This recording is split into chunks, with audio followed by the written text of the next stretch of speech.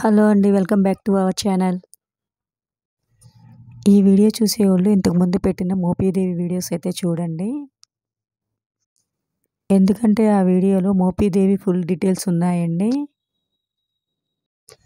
మోపీదేవి సుబ్రహ్మణ్యేశ్వర స్వామి టెంపుల్కి వెళ్ళానని ఇంతకుముందు వీడియోస్లో చెప్పాను కదా. దర్శనం అయితే చాలా బాగా జరిగింది. దర్శనం 1:00 కల్లా అయిపోయింది. టెంపుల్లోనే భోజనం చేశానండి, అన్నదానం పెడుతుంటే.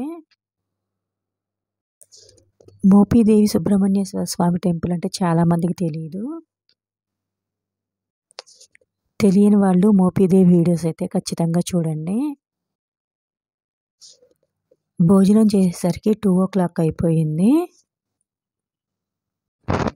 ఈ టెంపుల్ టైమింగ్స్ అయితే మాత్రము తెల్లవారుజామున 5:30 గంటల నుంచి మధ్యాహ్నం 1 గంట వరకు, అలాగే సాయంత్రం 4:30 నుంచి నైట్ 8 గంటల వరకు ఉంటుందండి.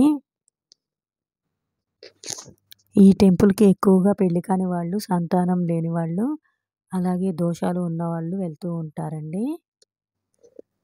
నాకైతే మాత్రము స్వామివారి దర్శనం చాలా బాగా జరిగింది.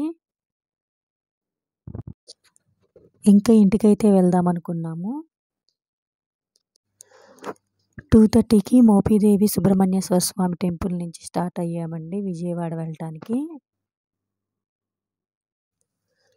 కొత్తగా మన ఛానల్ చూసే వాళ్ళైతే ప్లీజ్ వీడియోని లైక్ చేయండి. కుదిరినా వీలైన ఛానల్ని అయితే సబ్స్క్రైబ్ చేసుకోండి.